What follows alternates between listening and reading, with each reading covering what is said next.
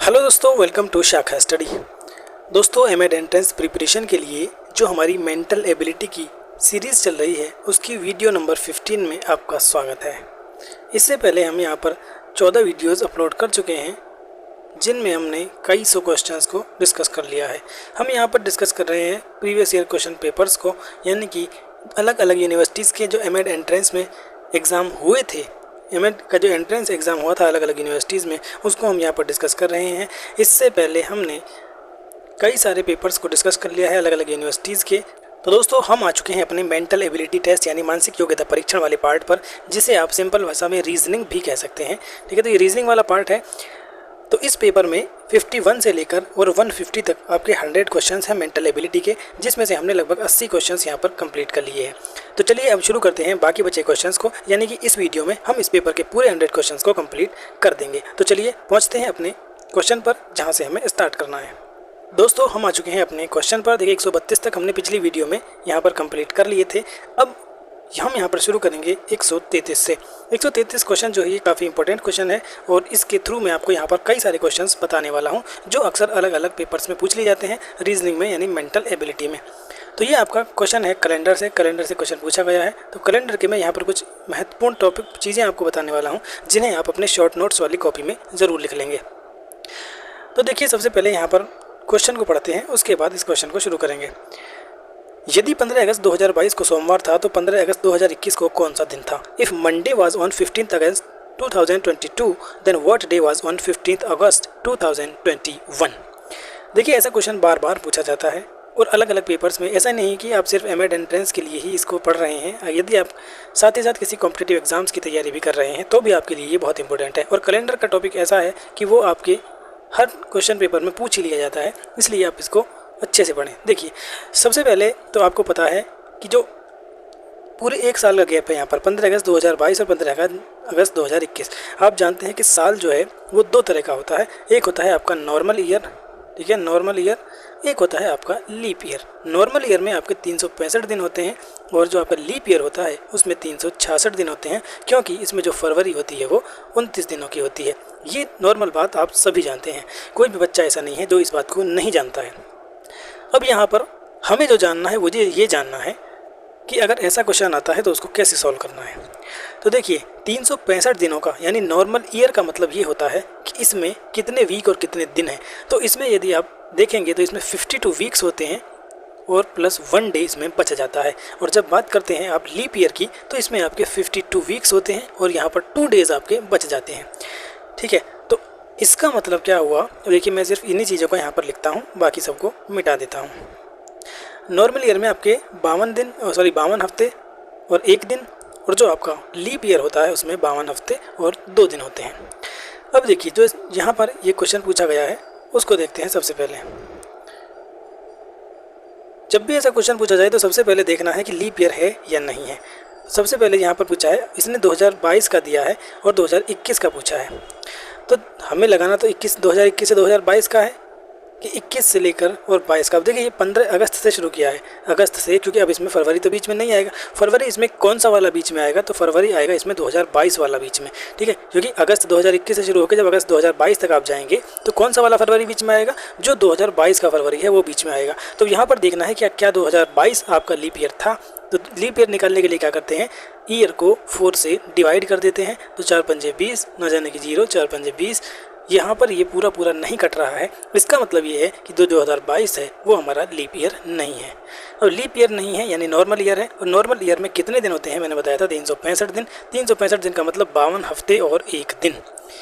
ठीक है, यानी कि इसने ये कहा है कि 52 हफ्ते और 1 दिन के बाद आपका सोमवार था, क्योंकि 21 का पूछा है, 22 का दिया है, आगे वाला दे दिया है, पीछे वाला पूछा है। ये इसने थोड़ा सा घुमा दिया है, वरना अक्सर क्या होता है 21 का देता 22 का पूछ लेता, यहाँ पर 22 का दे दिया 21 का पूछा है तो वापस चलना पड़ेगा। अब देखिए, अगर ये कहता कि 15 अगस्त 2021 को अगर सोमवार था, ठीक है, अगर 2021 में ये सोमवार बताता और कहता कि 15 अगस्त 2022 को कौन सा दिन है, तो हम क्या करते? देखिए, 52 हफ्ते तो ऐसे ही रह जाते और हम 1 दिन ऐड करके उसमें बता देते कि अगर 2021 में सोमवार था तो 2022 में मंगलवार होगा। ठीक है, क्योंकि एक यहाँ पर ऐड हो जाएगा। लेकिन यहाँ पर इसने 22 का दिया है और 21 का पूछ लिया है। तो 22 का दिया है, क्या दिया है? सोमवार दिया है। तो हमें क्या करना है? 52 हफ्ते और 1 दिन पीछे जाना है। तो 52 हफ्ते का मतलब तो अब सोमवार ही आ गए, और सोमवार से एक दिन पीछे जाना है, यानी कि रविवार यहाँ पर हमारा सही आंसर होगा। संडे जो होगा वो हमारा यहाँ पर करेक्ट आंसर होगा। उम्मीद है कि ये क्वेश्चन आपको समझ में आ गया होगा। अब मैं यहाँ पर आपको थोड़ी सी और कुछ जनरल बातें बताना चाहता हूँ। देखिए, जब भी इस टाइप का क्वेश्चन आएगा, और किस टाइप के क्वेश्चन आपसे यहाँ पर पूछे जा सकते हैं, इससे रिलेटेड क्वेश्चन दे सकता है कि यदि 1 जनवरी कुछ भी दे देगा, 2000 मान लीजिए 23 दे दिया, 1 जनवरी 2023 को अगर मंगल था, मुझे नहीं पता क्या था, ये मैंने बस इमेजिन कर लिया है, तो 31 दिसंबर 2023 को कौन सा दिन होगा। ठीक है, ये भी पूछ सकता है। ये भी क्वेश्चन पूछ लेता है कि अगर 1 जनवरी 2023 को ये था, तो 31 दिसंबर यानी अगर पहला दिन ये था, तो लास्ट का दिन क्या होगा। तो देखिए, एक नोट करके लिख लीजिए इस बात को कि जो आपका नॉर्मल ईयर होता है, यानी कि जिसमें 365 दिन होते हैं, उसमें जो आपका फर्स्ट डे होता है और लास्ट डे होता है वो सेम डे पे होता है। यानी कि 1 जनवरी और 31 दिसंबर का जो दिन होगा वो समान होगा। अगर 1 जनवरी को संडे था तो 31 दिसंबर को भी संडे ही होगा। अगर 1 जनवरी को मंडे था तो 31 दिसंबर को भी मंडे ही होगा। ये बात है आपकी नॉर्मल ईयर की, यानी कि 365 दिनों वाले साल की। लेकिन यहाँ पर ये क्वेश्चन पूछ लेता है कि अगर 1 जनवरी को ये था तो 31 दिसंबर को क्या होगा। अब आपको सबसे पहले क्या देखना है कि लीप ईयर है या नहीं है। तो 2023 लीप ईयर नहीं है। अब देखिए, यहाँ पर मैं एक क्वेश्चन आपको और देता हूँ कि यदि 1 जनवरी 2024 को 1 जनवरी 2024 को वेडनेसडे है, ठीक है, तो 1 जनवरी 2025 को कौन सा दिन होगा। ठीक है, 1 जनवरी 2025 को कौन सा दिन होगा। तो अब देखिए, सबसे पहले क्या देखना है कि कौन से साल की फरवरी हमारे इस ईयर के गैप में आ रही है। तो जनवरी से जब हम चलेंगे तो फरवरी आ जाएगा, यानी 2024 की फरवरी ही आएगी। तो फिर देखना है कि 2024 हमारा लीप ईयर है या नहीं है। तो 2024 को 4 से डिवाइड करेंगे, 4 पंजे 20, 4 6 24। जी हाँ, ये पूरा कट रहा है। इसका मतलब ये लीप ईयर है। और लीप ईयर में कितने दिन होते हैं, मैंने आपको मतलब क्या होता है कि 52 हफ्ते और 2 दिन आपके बच जाते हैं। अगर 1 जनवरी 2024 को वेडनेसडे था, तो 1 जनवरी 2025 को क्या होगा। कुछ नहीं होगा। 52 हफ्तों को नेगलेक्ट करो, जो भी दिन था उसमें 2 ऐड कर दो और आपका आंसर आ जाएगा। वेडनेसडे था तो वेडनेसडे थर्सडे, थर्सडे से फ्राइडे आपका यहाँ पर करेक्ट आंसर आ जाएगा। ठीक है, तो लीप ईयर और नॉर्मल ईयर के क्वेश्चन को आपको याद रखना है। लीप ईयर में क्या होता है कि जो आपका साल का पहला दिन होता है 1 जनवरी और 31 दिसंबर, उनमें एक दिन का गैप होता है। यानी कि अगर 1 जनवरी को संडे था तो 31 दिसंबर को मंडे होगा। ठीक है, अगर 1 जनवरी को मंडे था तो 31 दिसंबर को ट्यूसडे होगा, क्योंकि फरवरी का एक दिन उसमें बढ़ जाता है। और जो आपका नॉर्मल ईयर होता है उसमें फर्स्ट डे यानी 1 जनवरी और 31 जनवरी यहाँ पर हम मानकर चल रहे हैं, तो वो क्या है, सेम डे होते हैं। तो इस क्वेश्चन पर हमने काफ़ी डिटेल में बात कर ली है। मुझे लगता है कि इससे रिलेटेड अब जितने भी क्वेश्चंस होंगे आप इन्हें यहाँ पर सॉल्व कर लेंगे। ये तो मैंने आपको नॉर्मल 1 जनवरी से बताया है, लेकिन आपसे बीच का पूछ लिया जाता है। अब देखिए, जैसे यहाँ पर अगस्त है, और अगर मैं आपसे पूछूं, अगर ये कहता है कि 1 मार्च 2024 को अगर सोमवार था, ठीक है, तो 1 मार्च 2025 को कौन सा दिन होगा। अब देखिए, आपको दिख रहा है कि यहाँ पर 2024 जो है वो लीप ईयर है, लेकिन इस लीप ईयर का यहाँ पर कोई फ़ायदा नहीं है, क्योंकि लीप ईयर का मतलब लीप ईयर का जो मेन कंसेप्ट है वो फरवरी से होता है। लेकिन फरवरी तो हमने यहाँ पर छोड़ दिया, हमने मार्च से यहाँ पर शुरुआत की है। तो फिर हम यहाँ पर इसको एज ए नॉर्मल ईयर ही कंसीडर करेंगे, और नॉर्मल ईयर कंसीडर करने के बाद ही इसका आंसर यहाँ पर दे देंगे। तो नॉर्मल ईयर कंसीडर करेंगे मतलब एक दिन इसमें ऐड कर देंगे और आंसर हमारा आ जाएगा। अगर सोमवार था तो मंगल यहाँ पर हमारा करेक्ट आंसर हो जाएगा।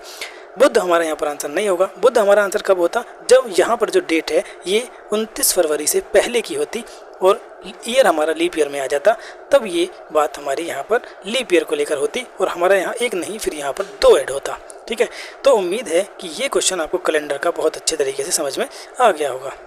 इस क्वेश्चन का आंसर अब क्या होगा बताइए फटाफट।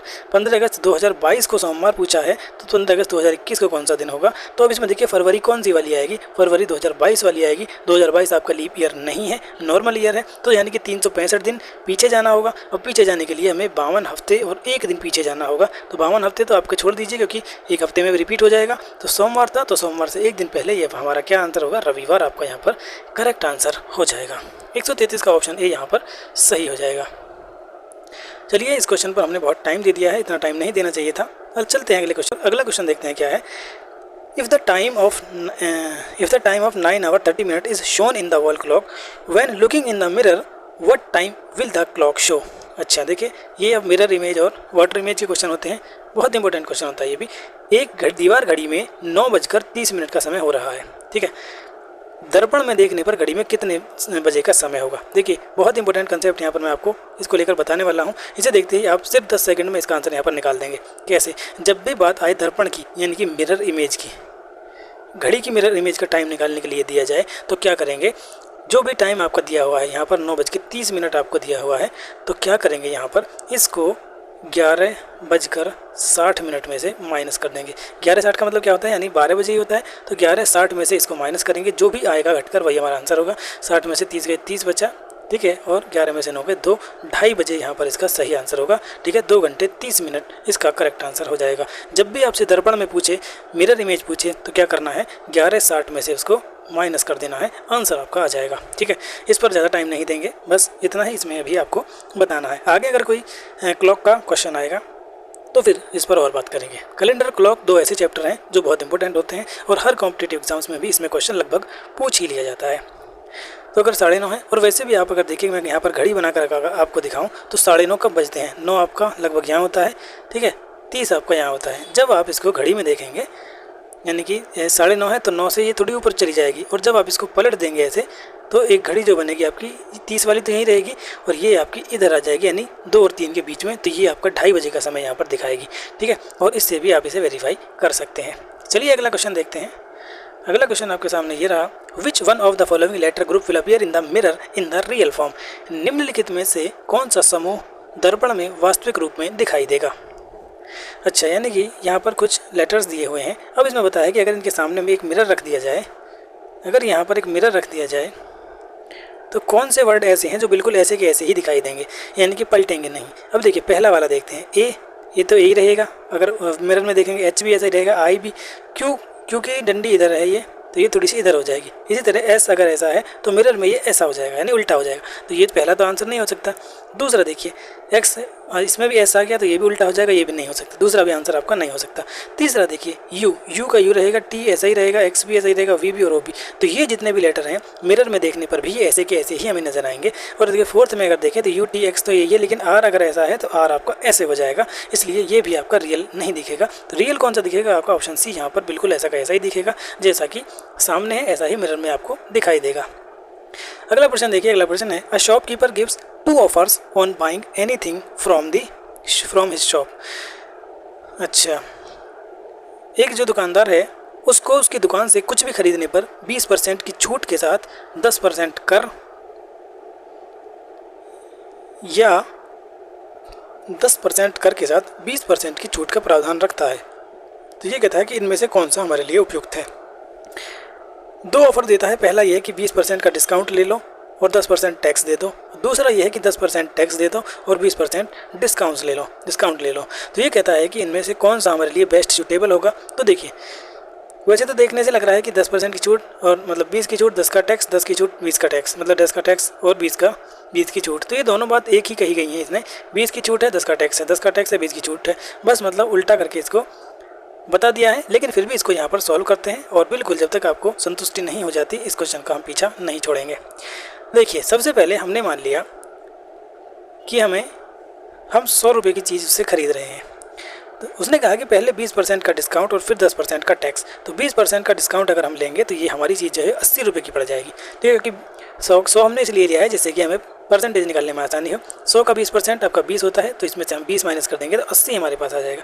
अब ये कह रहा है कि इस पर आपको 10% का टैक्स भी देना है, तो 80 का 10% होता है आपका 8, तो यहाँ पर 8 जोड़ देंगे तो चीज़ हमें 88 रुपये की यहाँ पर पड़ जाएगी, ठीक है। ये हमारी पहली कंडीशन में है कि यदि हम 20% का डिस्काउंट लेते हैं और 10% टैक्स देते हैं तो 88 रुपये की चीज़ हमें यहाँ पर पड़ेगी। अब दूसरा वाला देख लीजिए कि पहले हम 10% टैक्स दे दें और फिर 20% की छूट लें तो क्या होगा। देखिए मान लीजिए चीज़ फिर से हम 100 रुपये की मान लेते हैं, 10% का अगर इस पर टैक्स देंगे तो 100 का 10% होता है 10, तो 100 में 10 ऐड कर देंगे तो 110 हमारे पास हो जाएगा, यानी कि चीज़ हमें 110 की पड़ रही है। अब इसने इस पर हमें 20% की छूट दी, तो 110 का अगर हम 20% यहाँ पर निकालेंगे तो ये आएगा हमारा 22, ठीक है, 0 0 का 11 दूनी 22, तो 110 में हमें 22 रुपये की इसने छूट दे दी, तो 110 में से 22 अगर हम यहाँ पर घटाते हैं तो कितना आता है दोस्तों, देखिए 20 अगर घटाएंगे तो 90 आएगा और 90 में से दोगे तो 88 आएगा। तो दोनों ही केस में हमारे पास यहाँ पर 88 रुपये पड़ रहे हैं। तो इसलिए ये दोनों ही जो ऑफ़र हैं ये हमारे लिए उपयुक्त हैं, दोनों ही हमारे लिए ठीक हैं। इनमें ना तो फर्स्ट सूटेबल है ना सेकंड सूटेबल है, बल्कि दोनों ही सेम है। चाहे पहले 20% की छूट लेके 10% टैक्स दे दें या तो 10% टैक्स देकर 20% की छूट ले लें, तो बात यहाँ पर एक ही है। तो इसका ऑप्शन जो है वो आपका यहाँ पर सी सही होना चाहिए। दोनों प्रस्ताव जो है वो उपयुक्त हैं। अगला क्वेश्चन देखिए, in how many such pairs of letters are there in the word inductive in both the forward and backward direction. अच्छा ठीक है, which have as many as letters between them in the word as there are in the English alphabetical order. Inductive शब्द में अक्षरों के ऐसे कितने जोड़े हैं जिनके बीच शब्दों में उतने ही अक्षर हैं जितने अंग्रेजी वर्णमाला के क्रम में होते हैं। देखिए ऐसा क्वेश्चन मैंने पिछली वीडियो में भी आपको बताया था। इसका मतलब ये होता है कि हमें ऐसे इस शब्द में ऐसे लेटर ढूंढने हैं जिनके बीच में उतने का ही गैप है जितना कि ABCD में होता है, जितना कि जो आपकी वर्णमाला है, जो आपके अल्फ़ाबेट हैं उनमें होता है। इसका मैंने आपको कल एक एग्जाम्पल भी दिया था। तो इंडक्टिव है, इंडक्टिव के इसलिए मैंने आपको बताया था कि सबसे पहले इनकी नंबरिंग कर लीजिए। I होता है आपका 9, ठीक है, N होता है आपका 14, D होता है 4, U होता है 21 और U के बाद आता है C होता है 3, C होता है आपका 3, T होता है 20, I होता है फिर से 9 और V होता है 22 और E होता है 5। ठीक है, तो अब हमें ये देखना है कि किसके बीच में कितना गैप है। यहाँ पर इतना ही गैप जिनके बीच में होगा वो हमें बताने हैं कि वो आपके कौन कौन से हैं। देखिए सबसे पहले देखते हैं 9 से ही शुरू करते हैं। 9 से 10, 11, 12, 13, 14, 15, 16, 17। यहाँ पर कोई भी ऐसा वर्ड नहीं है अगर हम पहले से देखते हैं जिसके बीच में बराबर गैप हो। तो चलिए अब अगला देखते हैं। 14 से देखिए, 14 से 15, 16, 17, 18, 19, 20, 21। यहाँ पर भी कोई बराबर गैप नहीं है। 4 से देखते हैं, 4 से 5, 6, 7, 8, 9, 10। 4 से भी यहाँ पर कोई नहीं बन रहा है। 21 से देखिए, 21 से 22, 23, 24, 25 कोई नहीं। 3 से 4, 5, 6, 7 कोई नहीं। इधर भी देखना होगा, 3 से 4, 5, 6, 7 कोई नहीं। 20 से देखिए, 21, 22। जी हाँ, देखिए 20 और 22, यानी कि जो आपके यहाँ पर I और E हैं, सॉरी यहाँ पर एक छूट गया है, E का यहाँ पर 5 है। हाँ ठीक है, तो 20 और 22 के बीच में देखिए 1 का गैप है, यानी कि 20 नंबर पर आपका T है और यहाँ पर आपका V है। तो इनके बीच में 1 होता है यानी U होता है। हालांकि यहाँ पर U नहीं है लेकिन गैप 1 का है, तो 1 हमें यहाँ पर मिल चुका है। अब हमें एक और देखना है कि क्या कोई और भी ऐसा पेयर है जिनके बीच में उतना ही गैप है जितना कि औरों के बीच में होता है। तो 3 से देखिए, यहाँ से चलेगा 3 से 4, 5, 6, 7। जी नहीं। अगर इधर से चलते हैं 5 से देखते हैं, 5 से 6, 7, 8, 9, 10, 11, 12, 13। जी नहीं, यहाँ पर भी कोई हमारा बराबर का गैप नहीं दिख रहा है। 11, 12, 13 नहीं। 22 से देखें अगर, तो 22 से तो ज़्यादा कोई है ही नहीं। अब इस वाले 9 से देखते हैं। 9 से देखिए, 9 से 10, 11, 12, 13, 14। जी हाँ, देखिए यहाँ पर एक और हमें पेयर ऐसा मिल गया है जिनके बीच में उतना ही गैप है जितना कि आपका इंग्लिश अल्फ़ाबेट के बीच में होता है। यानी 9 पर यहाँ पर I है और 14 पर आपका N है। इंडक्टिव में आप देख सकते हैं, यानी कि I और N के बीच में भी इतना ही गैप है जितना कि आपका इंग्लिश अल्फ़ाबेट में होता है। और उसके अलावा कहाँ मिला है हमें गैप? उसके अलावा हमें T और V में मिला है। तो यहाँ पर 2 ही शब्द ऐसे हमें मिल रहे हैं जिनके बीच में उतना ही गैप है जितना कि इंग्लिश वर्णमाला में होता है। चलिए अगला क्वेश्चन देखते हैं। अगला है A is more intelligent then B। फटाफट से करते हैं क्वेश्चन को। A is more intelligent then B, C is more intelligent then A। इसने कहा है कि A जो है, तो जो ज़्यादा इंटेलिजेंट है उसको मैं ऊपर लिख देता हूँ। A is more intelligent then B। इसने कहा है C is more intelligent then A, तो C A से भी ज़्यादा है तो C को मैं और ऊपर लिख देता हूँ। D is more intelligent then C, तो D और ऊपर लिख दिया। अब इसने कहा है E is the highly intelligent, यानी E जो है वो D से भी ज़्यादा इंटेलिजेंट है, तो इसको मैंने यहाँ पर लिख दिया। अब इसने कहा है if they are made to sit in the above degree of intelligence who will be the centre position. तो सेंटर पोजीशन पर कौन होगा? C होगा, क्योंकि C से नीचे 2 हैं, C से ऊपर 2 हैं। तो आंसर आपका यहाँ पर C सही हो जाएगा। देखिए ये भी इसने बच्चे ने बिल्कुल सही बना रखा है, तो C आपका यहाँ पर करेक्ट आंसर होगा। अगला क्वेश्चन देखिए। अगला है फॉर क्वेश्चन 139 to 140 आपको क्या बताना है? ध्यानपूर्वक पढ़ना है और बताना है कि क्वेश्चनों का उत्तर देना है। यहाँ पर कुछ इंस्ट्रक्शन दिए गए हैं। P इंटू Q का मतलब है ये, P प्लस Q का मतलब है ये, P भाग Q का मतलब है ये। तो कौन दिखाता है कि R T का चाचा है? R T का चाचा है। तो R प्लस S यहाँ पर देखिए प्लस का मतलब क्या है, पी क्यू का पिता है, यानी कि आर जो है वो एस का पिता है। ठीक है, दूसरा क्या है यहाँ पर भाग टी, पी भाग टी का मतलब है पी क्यू की बहन है, एस जो है वो टी की बहन है। क्या बताना है यहाँ पर, हमें बताना है कि आर टी का चाचा है। आर टी का चाचा तो नहीं है, ये तो इसका यहाँ पर पिता आ रहा है। ठीक है, तो दूसरा देखते हैं, दूसरे में क्या है, दूसरा देखिए आर इंटू एस, इंटू का मतलब क्या है, इंटू का मतलब है पी क्यू का भाई है, यानी कि आर भाई है एस का। और दूसरा जो है एस प्लस टी, तो प्लस का मतलब है पिता, तो ये है किसका पिता, टी का पिता, तो ये इसका पिता है और ये इसका भाई है, पिता का भाई चाचा होता है, तो आर टी का चाचा है। जी हाँ, दूसरा यहाँ पर आपका सही आंसर हो जाएगा। अगला क्वेश्चन देखिए, अगले क्वेश्चन में भी आपको इसी तरह से निकालना है और बताना है कि कौन सा रिलेशन जो है वो ये दर्शाता है कि ए डी का नाना है, ए डी का नाना है, यानी कि ए जो है, अच्छा यानी कि डी की मम्मी होंगी कोई यहाँ पर, और उनका कौन है, उसके ऊपर ए होगा। अच्छा, तो ए डी का नाना है, ये यहाँ पर लेडी होगी, माता है। अच्छा, तो माता है तो मतलब यहाँ पर क्रॉस आना चाहिए ए और डी के बीच में, नहीं नहीं नहीं नहीं, क्रॉस यहाँ पर आएगा क्योंकि हमें माता, इसकी माता और फिर इसका पिता, तो पिता और माता ये दो हमें यहाँ पर, तो ये मेरे हिसाब से ये होगा ए प्लस सी इंटू डी, ये यहाँ पर सही होना चाहिए। ए प्लस डी इंटू सी क्या यहाँ पर है, ए प्लस डी इंटू सी, तो यहाँ पर कोई भी नहीं दिया गया है। अच्छा, तो एक मिनट, अभी फिर इसको चेक करते हैं, फिर हमें सारे यहाँ पर देखने पड़ेंगे। ये रिलेशन जो हमने यहाँ पर लिखा रहा है ए प्लस सी, तो ए प्लस सी का मतलब यहाँ पर क्या होगा कि ए जो है वो सी का पिता है।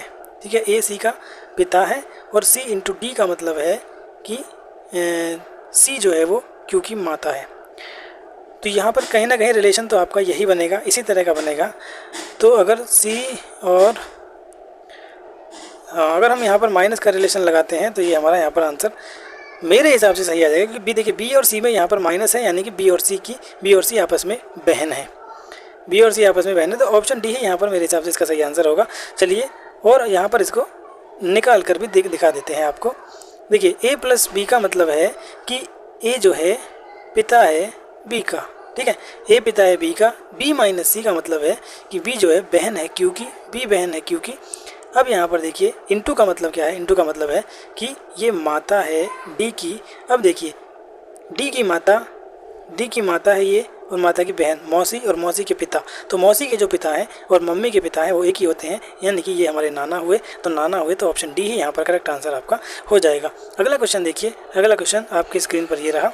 अच्छा, ये कथन अजम्पशन वाले क्वेश्चन है, मान्यताएं। ये क्वेश्चन भी आपके जो सिलोगिज्म वाला चैप्टर मैंने छुड़वा दिया है आपका, न्याय निगमन वाले, ये भी उसी की तरह होते हैं, लेकिन फिर भी चलो एक बार इसको देख लेते हैं। उपभोक्ताएं अदालतें, चलो इसको इन सारे क्वेश्चंस को साथ में ही करेंगे, न्याय निगमन वाले और आपके जो ये होते हैं अजम्पशन वाले, इन सभी क्वेश्चन को एक साथ करेंगे। अभी देखते हैं यहाँ पर निम्नलिखित में से कौन सी संख्या श्रृंखला को आगे बढ़ाएगी। 156, 1/156, ऊपर सारे में एक है, तो नीचे वाले को देखते हैं। 256, 81, 64, 27, 16, 9, तो यहाँ पर क्या आएगा ये आपको बताना है। देखिए 9 और 16, 16 से 27, 27 से 64, 64 से 81, 81 से 256, क्या रिलेशन आपको यहाँ पर नज़र आ रहा है। तो देखिए 3 3 9, 4 चौक 16, 3 3 9 27, 4 चौक 16 चौका 64, और 3 3 9 27 81, 4 चौक 16 चौका 64 चौका 256। अच्छा, तो इसको हम ऐसे भी देख सकते हैं, और अगर इसका हम रिलेशन यहाँ पर निकालें तो देखिए रिलेशन अगर निकालें तो 9 3 27, 27 3 81 और 81 थी, इस तरह से आगे चलेगा। और यहाँ पर देखिए 16 चौका 64, 64 चौका ये, तो कितने चौका 16, तो 1/4 यहाँ पर आपका सही आंसर आ जाएगा। ऑप्शन सी यहाँ पर आपका सही आंसर होगा। अगला क्वेश्चन देखिए, अगला क्वेश्चन भी आपका इसी तरह का है, श्रृंखला को आगे बढ़ाना है। 15 है, 17 है, 16 है, और सॉरी 18 है, 22, 24, फिर 22। तो देखिए जब भी हमने बताया था कि आपको घटती बढ़ती सीरीज़ दिखाई दे तो आपको अल्टरनेटिवली चलना है, तो अल्टरनेटिवली चल कर देखते हैं। 15 से 18, 18 से 24, 24 से फिर यहाँ क्या आएगा, इसी तरह से 17 से 22, फिर 22 से 22, ये क्या हुआ, फिर यहाँ पर क्या आना चाहिए। तो देखिए 15 और 3 18, 18 और 6, यहाँ पर 3, यहाँ पर 6 ज़्यादा हुआ, तो यहाँ पर अगर हम 9 ज़्यादा करते हैं तो 24 और 9 होता है आपका 33। ठीक है, तो पहला नंबर तो आपका 33 यहाँ पर हो जाएगा, तो 33 आपका इसमें है और इसमें है। अब इसमें देखिए 17 से 22, 7 5 12, 5 ऐड हुआ, फिर यहाँ पर 22, यहाँ पर कुछ भी ऐड नहीं हुआ। यहाँ पर कुछ भी ऐड नहीं, पहले 5 ऐड हो रहा है फिर 0 ऐड हो रहा है। अगर फिर से हम 5 ऐड यहाँ पर करें फिर 0 करें तो क्या हमारी सीरीज़ बनेगी? तो 22 में अगर हम 5 जोड़ें तो 27 आएगा। क्या 27 किसी में है? तो 27 तो देखिए आपको यहाँ पर किसी में भी नहीं है, जिसमें 33 है। तो यहाँ पर 47 और 37 है, जबकि यहाँ पर 27 होना चाहिए था।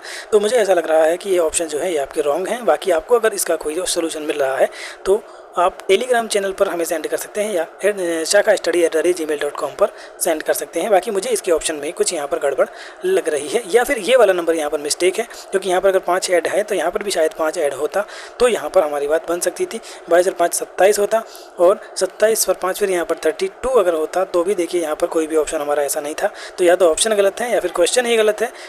तो 144 को आप एक बार देख लेंगे, मुझे यहाँ पर प्रिंटिंग मिस्टेक ही लग रही है। 145 देखिए, 145 में क्या है, यहाँ पर भी आपको बताना है कि आगे क्या नंबर आएगा। तो 0 से 6, 6 से 24, 24 से 60, 60 से 120। देखिए यहाँ पर क्या हो रहा है, तो 0 से 6 यहाँ पर 5 ऐड हुआ है, 6 से 24, 24 का मतलब क्या है, यहाँ पर 18 ऐड हुआ है, 24 से ये सीधा 60 हो गया है। तो 60 यानी कि यहाँ पर 36 ऐड हुआ है, यानी कि यहाँ पर 6 ऐड हुआ है, यहाँ पर 18, यहाँ पर 36, 18 और 18 दूनी 36, और यहाँ पर फिर आपका सीधा ऐड हुआ है 60 ऐड हुआ है, 6 दूनी 12, 24, और यहाँ पर आपका 12 दूनी 24, नहीं 18 ऐड हुआ है, 18 ऐड हुआ है, 6 से 12, 12 से 18, यहाँ पर अगर 24 ऐड करें, हाँ यहाँ पर 24 ऐड हुआ है, तो 6 यहाँ पर अगर 30 ऐड करें तो क्या 150 इसका आंसर होगा? जी नहीं, 150 यहाँ पर ऑप्शन में ही नहीं है। तो यहाँ पर इसमें ये लॉजिक नहीं लगेगा, कोई और लॉजिक लगाने की कोशिश करते हैं। 6, 24, तो देखिए यहाँ पर मुझे जो दिख रहा है कि आपका जो ये 6 है, आपका जो 24 है ये 25 के करीब है, और 25 स्क्वायर है 5 का। 64 जो है, सॉरी 60 जो है 64 के करीब है, ये 8 का स्क्वायर है। 120 जो है वो 125 के करीब है, 125, तो ये 11 के स्क्वायर के करीब है। तो क्या ऐसा हो सकता है? एक मिनट देखिए, चलिए इसमें टाइम वेस्ट नहीं करते हैं, मैं आपको बता देता हूँ इसमें क्या लॉजिक लगा है। इसमें सीधा सीधा लॉजिक ये लगा है कि 1 का क्यूब किया है, 1 माइनस कर दिया, ठीक है 1 आया। तो यहाँ पर देखिए 2 का क्यूब किया -2 कर दिया, तो ये आपका 6 आ गया। 3 का क्यूब किया -3 कर दिया, 24 आ गया। 4 का क्यूब किया -4 कर दिया, 60 आ गया, क्योंकि 4 चौक 16 चौका 64 में से 4 गए। इसी तरह से 5 का क्यूब किया -5 कर दिया, 5 पूरे 25, 5 125 में से 5 का 120। इसी तरह से 6 का क्यूब करो, 6 36 का 216 में से 6 कम करो 210। ऑप्शन ए यहाँ पर इसका करेक्ट आंसर हो जाएगा। अगला क्वेश्चन देखिए, अगला क्वेश्चन है इफ़ यू सब्ट्रैक्ट 1/2, अगर आप सब्ट्रैक्ट करते हैं 1/2 किस में से, किसी नंबर में से, अच्छा, and multiply the result by 1/2 you get 1/8, तो नंबर क्या होगा? यहाँ पर कहा है, मान लीजिए कोई नंबर है x, उसमें से अगर 1/2 हम सब्ट्रैक्ट करते हैं और फिर इसको मल्टीप्लाई करते हैं 1/2 से, तो आंसर 1/8 आ जाता है, सॉरी 1/8 आ जाता है।